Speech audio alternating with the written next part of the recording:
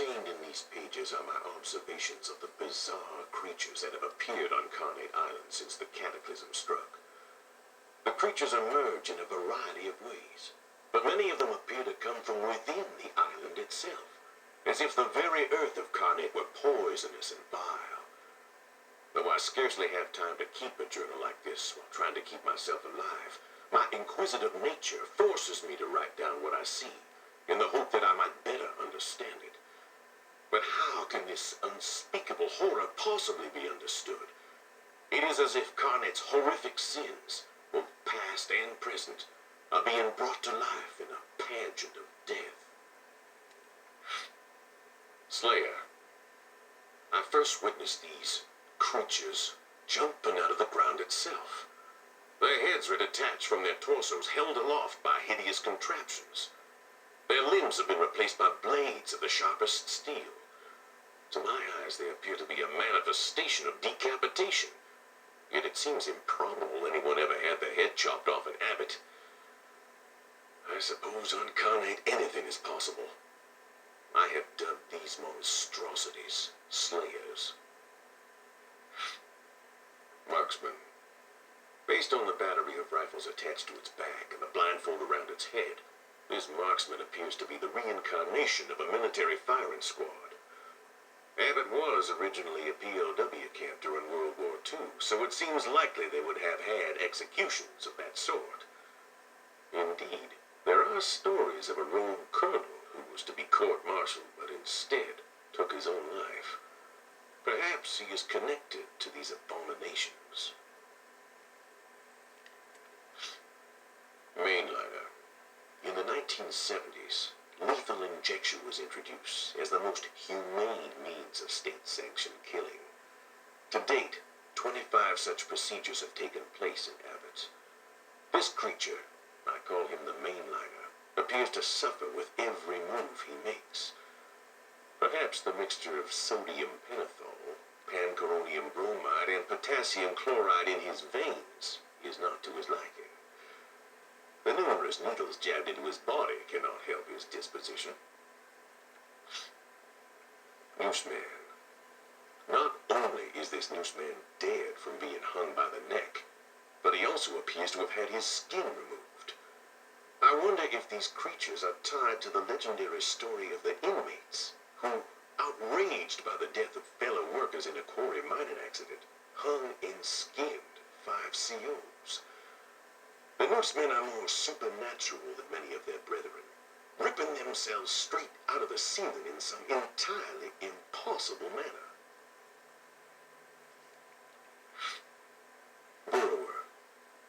These burrowers are some of the most lethal creatures I have encountered, primarily due to their ability to spring forth from the ground itself and just as quickly re-submerge. They're closely tied to the very soil of Carnate. A theme among these monstrosities. Its appearance is of a human body tied up in a gunny sack and constrained by leather straps, with deadly steel chains attached at various locations. I believe they represent those buried alive. Fester. Continually emerging from the slave ship, these are the festering creatures who foil my attempts to escape this confounded rock. Rats live within their flesh, writhing within it and then springing forth randomly. They appear to be a reincarnation, not of the slaves, for then they would be of darker skin tone, but instead of the slave traders. In this form, they are forced to live out again and again the fate they forced upon those hapless slaves. Inferna. From what I have witnessed, this manifestation of evil appears to have 2 distinct forms. The first, a young girl in Puritan dress, perhaps 13 years of age. This transforms into an altogether more disturbing flaming creature. Both clutch a small handmade doll. To my mind, there is no doubt that these creatures are tied to the 3 young girls who made witchcraft accusations in the late 1600s, and led to the incendiary death of 11 innocents. Dr. Killjoy. One of Abbott's most persistent legends tells of Dr. Killjoy, the quite insane psychiatrist surgeon who ran an asylum on Carnate. Doing research of my own, I found that he did indeed exist, though which stories are true and which are fabrication is anyone's guess.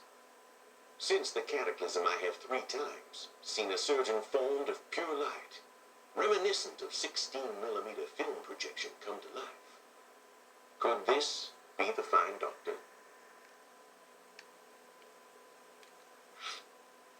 Horace. Many inmates break once inside Abbott, but none have snapped more extremely than Horace Gage, who, the tale goes, became convinced his wife wasn't safe without his protection, and sliced her to ribbons during a conjugal visit. He ended up in the mercy chair, electrocuted by Abbott's then executioner Hermes Haight.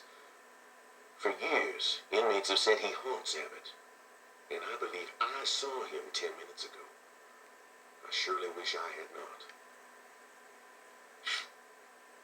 Hermes. Since the cataclysm, I have several times found myself mysteriously surrounded by noxious green fumes.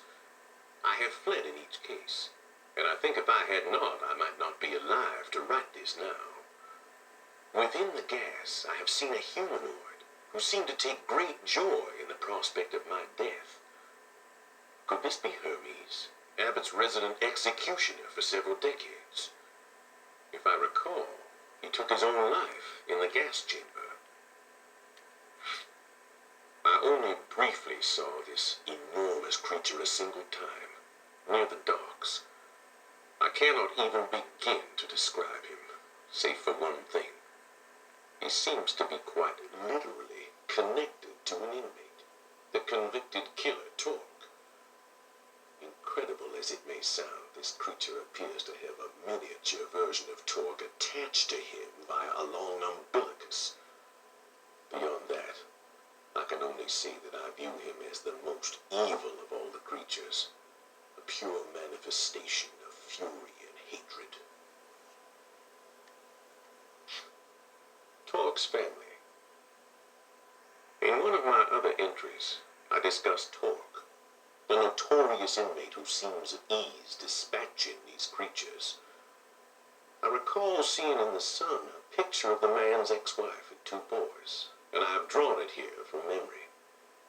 I remember they were a beautiful family, and it seems unbelievable that any man so blessed would have the audacity to kill them so savagely. But as we all know, beauty alone is often not enough.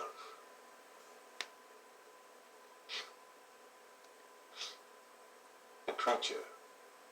I saw this creature in a dream, and he seems somehow connected to these horrific events. In my dream, I witnessed the inmate Torque transform into this beast and lay waste to all around him. Since the cataclysm, I have seen Torque go berserk, killing beasts with his bare hands. But of course, during such times, he himself does not actually transform into a beast. He merely becomes intensely enraged. The meaning of my dream I leave for the reader to discern.